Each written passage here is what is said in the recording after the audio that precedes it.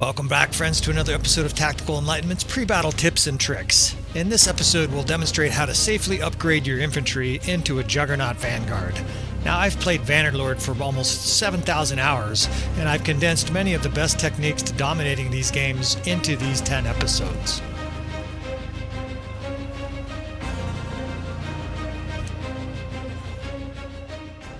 Alright, friends, welcome back again to another episode of Tactical Enlightenment. Our YouTube channel is dedicated to helping you get better at Bannerlord through the use of field command and tactics. And in this episode, again, we're going to divert into the pre-battle part of winning battles, right? We have your units here, and I showed in a previous episode how you can use your ranged units, these Battanian Fian line units, to upgrade your units to a Battanian Fian champ with minimal losses and do it in an expedited manner, right? They gain experience from combat, and it was a fairly successful endeavor.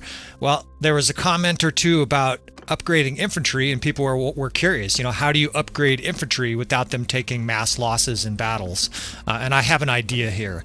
So the very first thing I'm going to do here, got to do a little bit of house cleaning, is I'm going to lighten the archer load here on our forces. I've got 2 companions with me. We're going to remove about 150 archers from our army here, from our total army, and replace them with some low-level infantry. We took this castle down here out of Konya. It's got a decent-sized garrison, and of course some of our companions dump troops on it. But what I want to do is change the army composition so that we can fight our next battle with more infantry, right? That's going to be obviously key to upgrading more infantry. In a lot of battles, of course, I rely on my archers to do major damage, but in this upcoming battle, we're going to try to fight a lot of it with our infantry, right? We're going to effectively try to protect our more vulnerable infantry, use our stronger infantry as the shield, so to speak, and then pummel the enemy with our weaker infantry, and in a way to minimize losses here. So I'm reducing Varag and this other gal's army down to about 50. Then I'm going to go into the garrison here at this castle, and I'm going to dump a bunch of archers and higher level troops onto the garrison here, right? We're going to dump up most of our Fians. We're going to dump some of our elite archers here so that I reduce, you can see above there, 200 and something archers, 130 infantry. I want that number closer to 50-50, or even an infantry heavy army, because for this experiment, for this little procedure here of upgrading infantry, again, we want to have a significant amount of infantry on the field so that they can upgrade. These units get combat, see combat, get some kills, throw some javelins in the neck of the enemy. They high-five their comrades on the line, and supposedly the next battle, these guys are that much better in battle, right? So you see me picking up a bunch of the weak infantry here. In fact, we're even picking up some recruits. We're picking up some very, very low-level infantry. If we have enough decent troops in our army, and we still do, even though I dumped a few, we're going to be able to sort of support these guys, almost kind of like the way that that ancient armies would fight, whether it was the Roman era where they would send some of their infantry towards the front, right, trial by fire. These guys are going to gain experience in this upcoming battle. I've got 2 different battles to choose from here. They should be able to gain experience in this battle without taking a hellacious beating, right? We're not going to put them directly at the front where they're just facing an onslaught of the enemy's vanguard. We're going to try to approach this intelligently and level these guys up, get them some experience without having them skewered and learning by too much trial by fire, right? Too much trial by fire, you catch fire, you immolate, you die. That's not going to give them much experience at all, except PTSD. So what we're going to do here is we're going to hold the center with infantry, tough infantry ranks. We're going to fight with their other units, but mostly, just like how we protected our archers in that previous episode, we are going to protect this infantry. You can now see I have an infantry-heavy roster here, right? I actually have more infantry than archers, and look at my companions. It's the same thing, more infantry than archers. Obviously, if you're trying to level up your infantry and your archers are just smoking the enemy at range, it's not going to be, you're not going to complete your objective. Now, this episode, you don't need to mimic something like this. I'm just trying to show you what you can do in Bannerlord to sort of tilt the scale towards your favor and level up your infantry without suffering horrific losses. So I'm going to edit this, and we'll make several parts to this video so you don't have to wait. All right, so we'll cross the bridge here, and this is perfect. There's an 1,100 force troop of Southern Empire. Actually, it would be better if there was less of them. That way we could sort of gang up on them. Macedon castles besieged. Let me just take a slight... Okay, this is perfect. This leads into another one of our episodes where we talk about forming dominant noble armies in your campaign. It's something you guys should definitely check out if you're struggling with your nobles getting dominated. That gal up there with her highly superior army that we've helped her make is going to dominate up there. All right, so in we go here. And again, what we're going to be doing is using the low priority for units, right? This low level, and what that means is that more low-level troops will be on the battlefield to start the battle, right? We need that. We want that because we want these guys towards the front and not sitting in the rear, right? When you have 1,000 people in your army, if half your troops are weak and half of them are strong, well, those weak troops may never even see the field, right? They're in the back eating sandwiches, and they gain no experience whatsoever. So I'm looking for a battlefield where we can flank, because what I want to do is I'm going to create two different infantry divisions, the 5th and the 6th. I'm going to remove this archer division. What we'll do is we'll compact all the archers into the 4th, and the 5th and 6th are both going to be infantry divisions.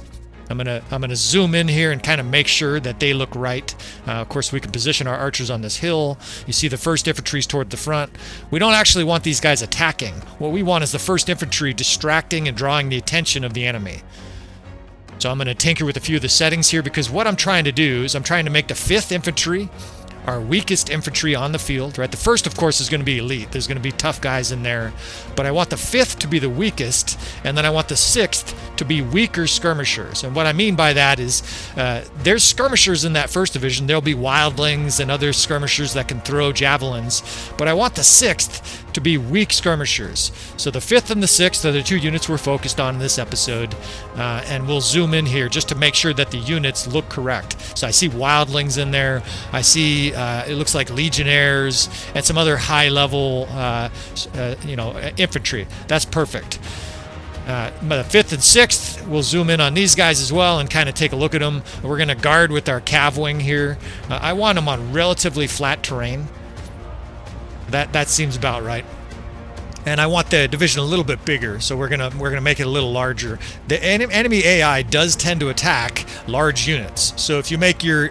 Okay, so these guys, it's kind of a mix in this division. This is the 5th division. There's kind of a mix of veteran troops in here, but there are some lower level troops. And this is the 6th. Now the 6th, I can tell you already, I can see these are low-level troops. I can see, there's level 3 infantry, level 2 infantry in there, but most of those guys have javelins. And how I'm intending to level those guys up in this battle, of course, is to have them throw javelins, soften the enemy, distract him with the 1st division, and then we will pummel them. Oh, here's another point, too. This guy here, this hero, look at his stats, look at his banner bonus. Decreased taken ranged attack damage. I don't want our infantry, especially our weakest guys, being pummeled at range. So this guy gives a bunch of bonuses to that infantry division, and he has a banner where they take less damage from enemy archers, horse archers, etc.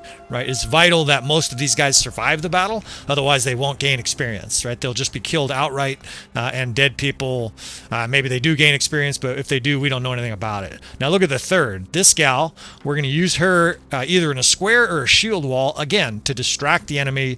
If the enemy's attacking our squares, then our javelin throwers, our 5th division, can attack the enemy while they're busy attacking somebody else, right? It would be like if you had a really tough brother and you were in a fight and you didn't know how to fight very well and your brother was just pummeling people. You would let him take all the attention, and then eventually maybe you'd kick a few guys or do whatever horrendous fighting that you were able to do to sort of supplement him without getting your ass kicked as the primary target. I know that's a funny analogy. I'm kind of known for my analogies, so we're going to roll with that. You can see the 6th here. What we're going to do with the 6th and the 5th is position these guys in defensive postures. Squares, shield walls at times. The idea being that we don't want them skewered by enemy heavy cav. We don't want them shot to pieces by the enemy archers. And we're also going to protect them with an elite corps of 8. The 8th is my best units. We're going to keep these guys near our rookies at all time, basically to protect them. You could think of this a little bit like wolves. When wolves go out hunting, there's a very common thing that happens. The mother or the alpha male will disable or injure animals, and then sort of hint or communicate whatever way that animals do to the pups, hey, go up there and kill that thing. Right now it's disabled, it's moving slower, it's less dangerous to you. You can now kill it, and they learn. Right, that's kind of what we're doing here. We're taking this pup infantry brigade. These guys have very little experience. Most of them are urinating, or maybe they're not that afraid. They're not militia, I guess. Most of these guys are nervous, right? They got butterflies. This is their first serious battle, and we don't want them mauled by the enemy. We want them in a position to gain experience from this battle without dying. I'll try not to belabor that point. Now, unfortunately, the enemy has a lot of horse archers here. I may even edit this at a later point because we're gonna have to get rid of these horse archers here. Otherwise, we're not going to be able to get to the stage of this battle where I can really sort of show you what we're trying to do here. Now, I may just end up showing you this. I can talk about a few other things while this is happening, and of course, feel free to fast forward. I'll try to put some timestamps in the video description as well, just to sort of help you get through some of this part that's necessary. Now, I'm thinking I might show this to you just because you may have to deal with this. If you're going to mimic exactly what I'm doing in this battle to try to upgrade your units, try to upgrade your infantry, you will actually have to go through this process. Horse archers, very, very deadly, borderline lethal, completely unfightable for low-level infantry, right? They get surrounded, they throw javelins in their back, they get shot with arrows. They're not holding terrific shields. They're not very good at holding their shields. And horse archers typically are higher level, and they will fuck up your low-level infantry. So in this battle, at the beginning here, before we can get to the stage where we can level these troops up, we're going to have to sort of whittle the enemy down. You could think of this as the same process where the mama wolf is attacking. Let's say she's attacking a coyote, right? And she's going to have her wolves kill and eat this coyote. Well, a coyote's dangerous. So is the enemy, and these horse archers can fill in for the analogy as the coyote. We're going to disable this coyote before we let our pups into this battle, right? They're back there in a square. They're in a shield wall. We're going to protect them and take out these horse archers. Now, this is something, just a little added strategy I do a lot when I'm dealing with a lot of horse archers. They are circling us, right? They're jousting with our archers here. And I have a cav line that's in a double shield wall that's positioned to effectively intercept these guys. This 100 horse archers, they're going to leave here with a lot less horse archers than they came in with. You see me moving them. We're sort of we're playing like a defensive back in football. We're not going to let these guys score a touchdown. They're going to be shut out by this division of cav, and what that's going to do with the other two units attacking is it's going to dramatically slow down their escape. They're going to be shot by archers. They're going to be skewered by other cav. You can see the death spam, and then we'll try to come in here and clean up the handful of stragglers that make it through. This is a very efficient strategy for sort of corralling, slowing down, and destroying horse archers, and I guess we'll just call this extra credit for today's episode. Just another little learning technique. I detail this in greater depth and precision in other episodes, but it's one of the best ways to handle a large tranche of horse archers.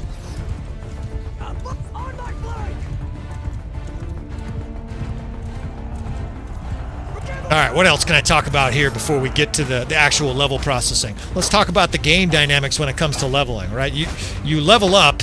I don't know the exact formula. I don't know if anybody knows the exact formula except for the coders. Your units level up when they kill. They kill enemy forces. I imagine they get more experience, more bonuses, just like you do if you kill higher level troops, right? They do have that plumbed into the system here. Tail Worlds has done a pretty good job of that. If you're a low level troop and you smoke and own a legionnaire, needless to say, you're going to get more experience than killing a looter. That is the same, I'm pretty sure, with your troops that are trying to level here, right? You can still see them in these defensive squares. I'm going to leave them like that. That way they're protected in this kind of early chaotic stage.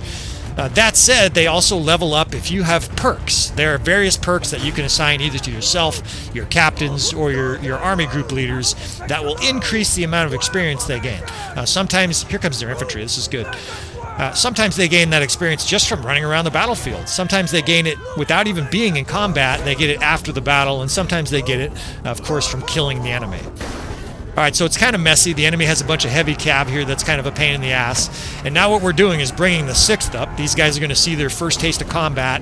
And right now I'm sort of playing that mother wolf. I'm trying to sort of thin the ranks of the enemies, kick a few of them in the back, kill their leader, sort of showing the pups how it's done. Now I know, of course, they're not actually learning from me killing the enemy. But at this stage, what I'm still trying to do is protect them somewhat, because I want them fighting the infantry that's distracted on our enemy force.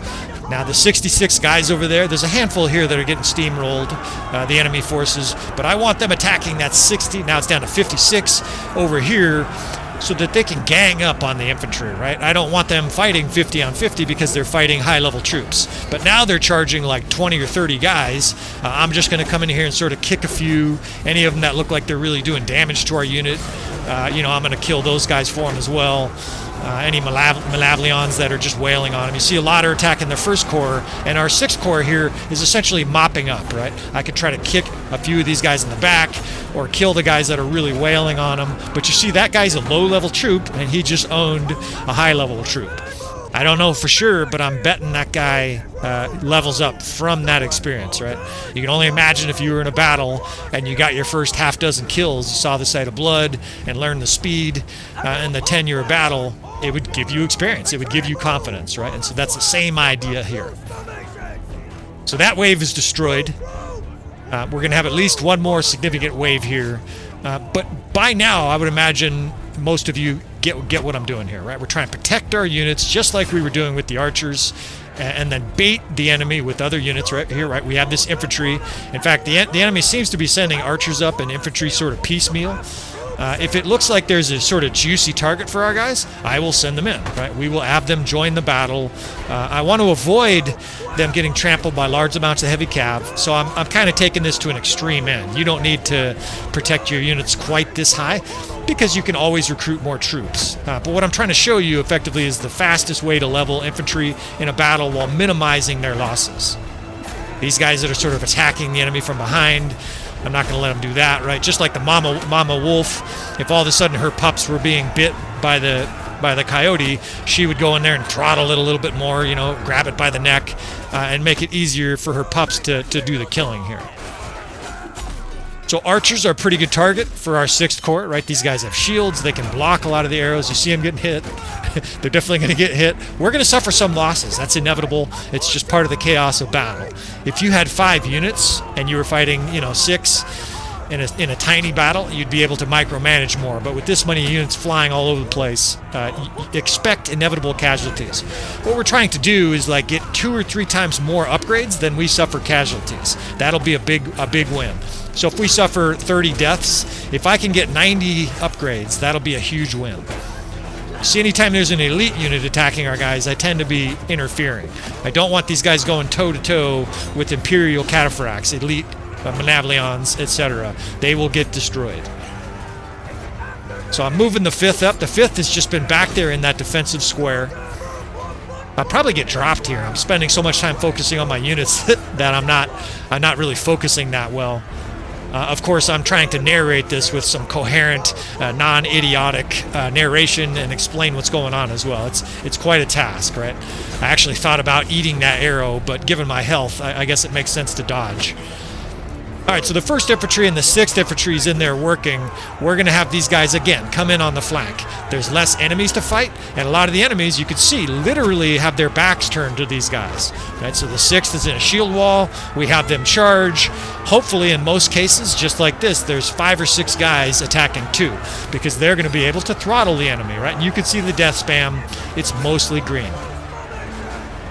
Now the 5th I'm really trying to protect. That's because that's our lowest level troops, and some of them have really low armor. What I'm trying to do with them is basically wait for the enemy to have lower level troops. They still have high level troops.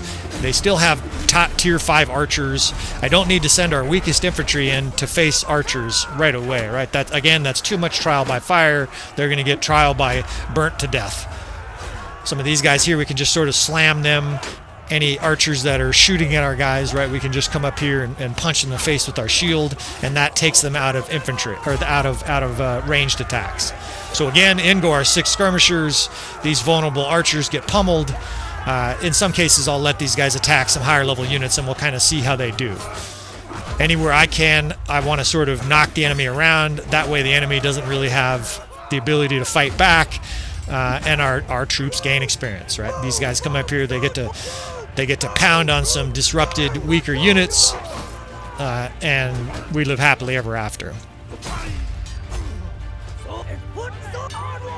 I've got to bring some units up here because it does look like the enemy's bringing up another large back of reinforcements. Now, at some point in this battle, I'm going to get a bunch of reinforcements, and it's likely that most of them are low-level reinforcements. When that happens, I will put them all in a shield wall, whatever divisions they come in as. These guys are just in a square here to distract them while I pull our infantry around, right? You can see how that's just totally magnetizing those enemies over there. Now, while they're distracted, we send our guys in to mop them up, right? Now I start to see guys with peasants gear. We can send in the 5th. All of these guys can now start to get good experience, right? You can see the green death spam. It's just all over the page. It's our guys mowing the enemy down, and guys learning how to kill the enemy, right? Our pups here are smashing the enemy into pieces, and in the next battle or a couple battles from now, these guys are going to be legionnaires. These guys are going to be high-level troops, and we go on to victory. All right, so those are reinforcements. Look, it's all in the 6th Division.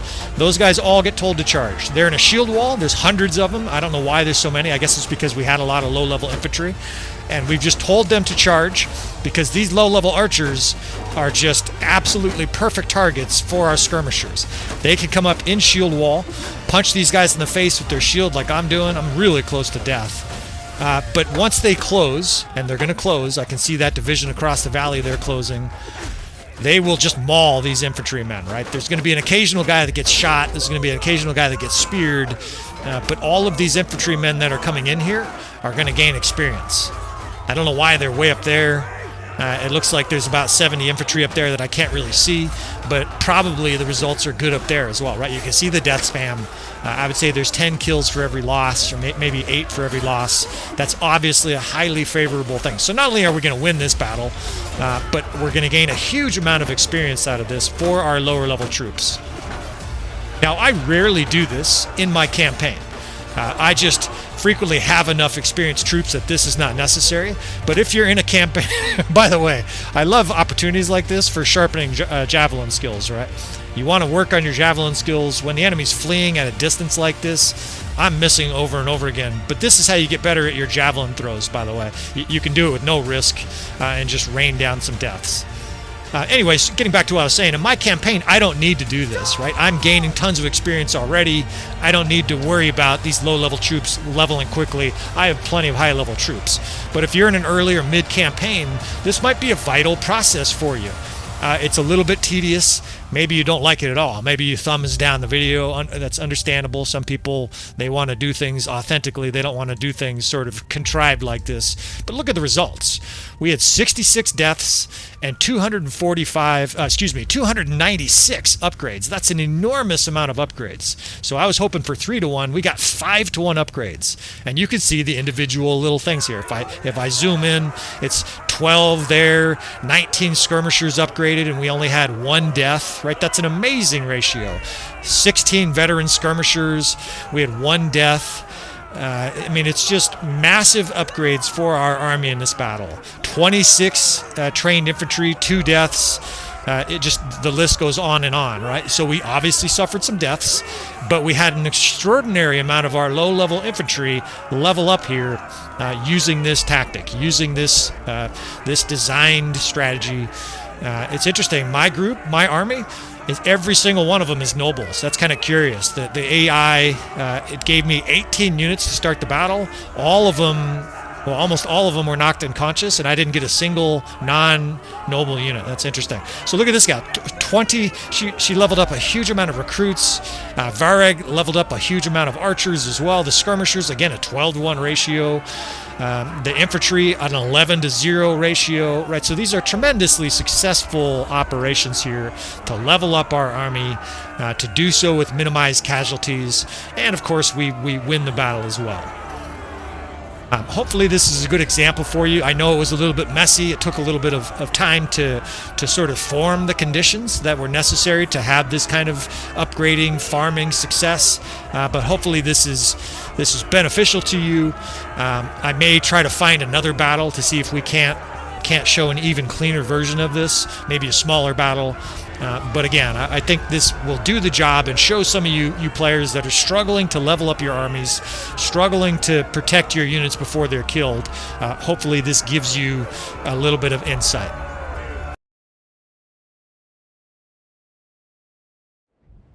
All right, so I didn't even actually get far. It was almost like the same, I guess it's the next day, but it's the same battle area, and another Southern Empire force has volunteered here to be victims for our strategy. Now, we're going to use normal player damage, of course.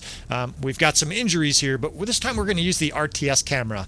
I've had a lot of feedback of people asking me to do this, this overhead view, you know, where you're flying around like an eagle. And hopefully with this process, I could show you even more clearly what we're going to plan on doing here against this other force and level up these low-level units, right? You can see now the 5th has even more low-level units, and that's presumably because some of our high-level units in the last battle, they were injured, right? So now we are down sort of by necessity to our lower-level units. You can see all these guys are skirmishers. They've got their javelins. And I'll talk a little bit more about our skirmishers here in a second. It's a unit that I find to be incredibly important in combat. All right, so I've got the 1st in a shield wall, the 2nd guarding that flank, and this little raised area is perfect for our skirmishers. I'm going to put the 3rd cav, and the 7th over here is basically a protecting line, and then we'll put the 8th, that's our elite units, somewhere nearby. We might put them towards the back, but what we're going to do is we're going to put our skirmishers sort of perpendicular to our main infantry line there. I've got my skirmishers here. It's 85 guys. Almost all of them should have javelins, and we're going to put them in a shield wall. Maybe not that thin, but we're going to put them in a shield wall perpendicular to our main infantry line, the 1st. Our 5th we'll keep in a square for the later parts of this battle, but my idea here again is to use that 1st as our meat shield. Those guys can take the beating. We're going to protect our skirmishers and weak infantry. You see they're in a nice solid shield wall, square rather, and these guys are in a nice solid shield wall.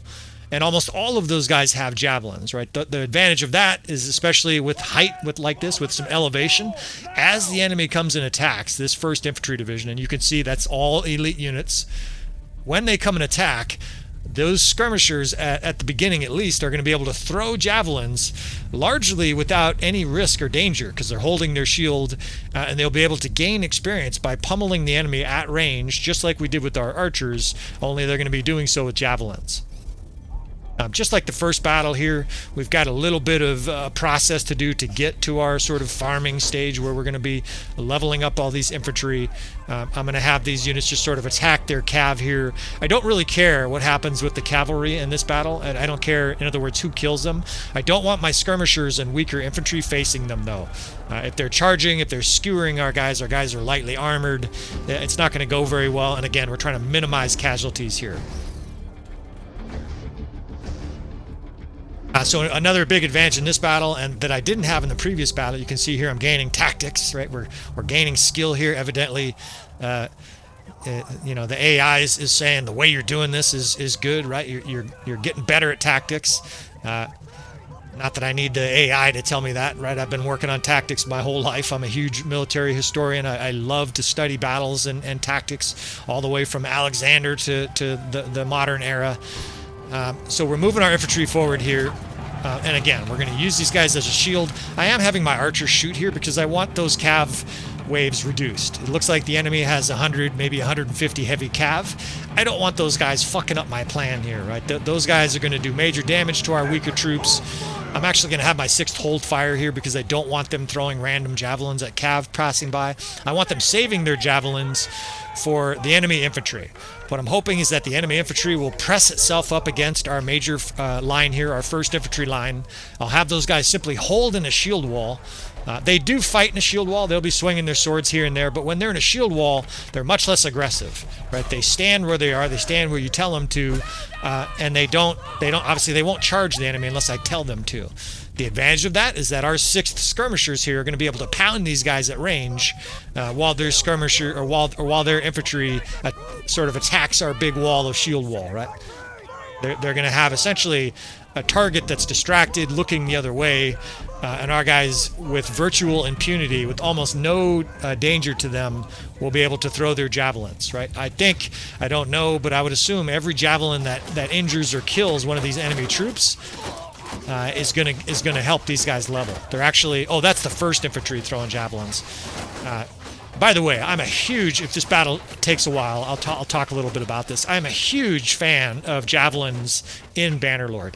If you don't use javelins, maybe you're Khazate, and you just started playing the Empire or Britannia, there are different troop lines, and some of them don't have javelins, right? The Britannians have a distinct 2 separate infantry troop lines, the Falksmen, and then the other side is the Wildlings, the skirmishers. I strongly suggest that you have an army that's mostly javelin throwers for Bannerlord. The power of javelins, especially en masse, when you can get 40, 50, 60 guys like this. And incidentally, this is how I use them a lot of times in my own battles. On a flank, skirmishing so they can move quickly in and out of the battle.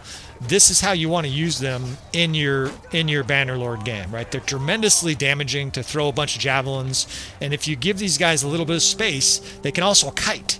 Kiting is a process where you move your units back as the enemy gets close to them, right? That's how the original skirmishers were designed, right? The original skirmishers in ancient times were usually very lightly armored troops, rather, and they were destructive to heavily armored units like the hoplites. Okay, now you can see my guys are throwing javelins. They're doing exactly what I wanted, except the infantry is sort of interested in our skirmishers. So we're going to pull our guys back here until more of the enemy attacks that square. You can see them, they're sort of changing their mind and attacking a square. That's more optimal. Pull these guys a little bit back more, and now they're starting to attack our cavalry. That's even better, right? Now their backs are turned to these guys. Now we can have these 2 infantry divisions charge. So the skirmishers and the 5th Corps both got told to charge, and they're going to gang up on the enemy. Even though these are tough enemy forces, these guys are zerged, right? That's like where the name came from. I think it came from a game called StarCraft, the original term. I'm not here for an epidemiology class on where the word came from. But we're basically going to talk about the skirmishers here and protecting our units. You can see they're ganging up on this tough infantry, and 10 and weak infantry is going to maul tough infantry every single time, right? They're just cutting a path through those guys. But I still want these guys protected. I want these guys beating up on the later units, so I'm going to pull them back. They got some kills there. They definitely got some work put in there, and now I can wait. Here we go. Here's what I really want these guys to attack. These middle and lower level units. In fact, they're similar units to them, right? It's lower level archers. We're going to bring our 1st Corps forward. We're going to bring our other units forward in effectively the same formations. Try to get the enemy's distract attention to that 1st Corps, and then again pound the enemy from the side with skirmishers. I interrupt myself a lot just because the battle is fluent and I have to switch from one subject to the other. Let me try to quickly tie off that point. So your ancient skirmishers were actually devastating to heavy infantry because they would throw javelins very well, right? That's where the original Olympic Games idea sort of came from. You're mimicking your great warrior, your javelin throwers. That's literally where the javelin throw comes from. And they would come in and pound heavy infantry with javelins and then simply sprint away when that heavy infantry sort of came to bear and tried to turn their attention. The hoplites and these long speared, heavily armed units, those skirmishers would then just pull back, right? This is something you could still do in Bannerlord, and I highly recommend that you experiment more with it. It's extremely effective. All right, so our 1st, again, we're bringing up in a square, and we're keeping a close eye on our 5th and 6th divisions. Of course, the RTS mod makes things a lot easier. I can just watch these guys like a mama duckling. We're going to make sure our little ducklings here don't get run over by cars. You can see the enemy's infatuated with our square there.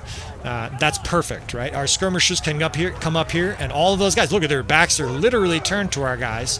Now our skirmishers can fire, and they just throw a huge wave of javelins in on the enemy. There's smoking guys in the back. We can bring the 5th around to try to wrap up their archers, and then we can have both these units attack. Now our skirmishers get sent in on distracted, weaker enemies, and they get to gang up on these guys, right? These enemies literally are looking the wrong way. I saw a guy get hit in the head with a javelin, right? He got smoked. Meanwhile, our 5th Corps here is bearing down in shield wall on these weaker level archers. There will be some losses, but there's actually a few decent high-level troops in there also. It's not all low level. But at this stage now, I'm just trying to protect our division, so I'm actually screening them with cav wall. I don't want all those archers just mowing down our guys. But look at the death span, right? It's 90% or even worse than that green, as our low-level troops here zerg the shit out of the enemy, right? Zerging is basically where you highly outnumber an enemy, you just overwhelm them, right? A lot of people say Ulysses Grant zerged the Confederate army in the Civil War, and that's sort of true. They were almost always outnumbering General Lee, and most of the times they just zerged them. Well, there's no shame here in zerging your units in Bannerlord when you're trying to level them up, right? This was definitely a zerg.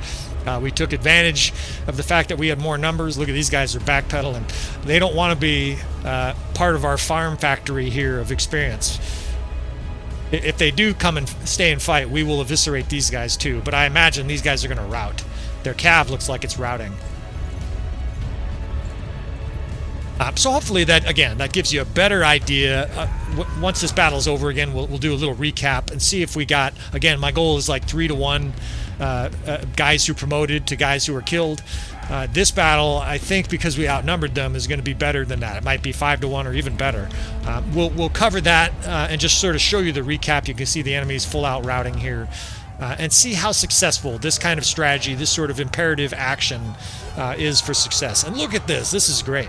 28 casualties, 218 upgrades. I mean, that is just phenomenal, right? It's approaching 8-to-1. That is just an exceptional rate of promotion. And look at the individual cases, right? We had, now some of these are higher level, but 14 veteran skirmishers, no deaths. Some of these lower levels, there's not enough of them here really to make an impact in telling you. But again, okay, that's my group. Again, my army is only the noble units. This gal, 57 upgrades and only 10 deaths. So her ratio is closer to 5. Now Varag, 90 upgrades and 13 deaths, right? This is like 6 or 7-to-1. And you can see also Battanian Fiends are part of the upgrades. Veteran skirmishers, veteran trained infantry. Look at the veteran trained infantry. 12 upgrades with only one death, right? That's an exceptional rate of basically risk versus reward, right? We got a tremendous reward with very little risk. And again, ultimately, the combined army here had almost 8-to-1 upgrades. So hopefully this gives you some ideas in your own game. Hopefully it gives you a little insight of how to upgrade your units. And hopefully this allows you to have greater success, because that's what I'm here for, friends. So thanks for watching, guys. And I see you guys next time.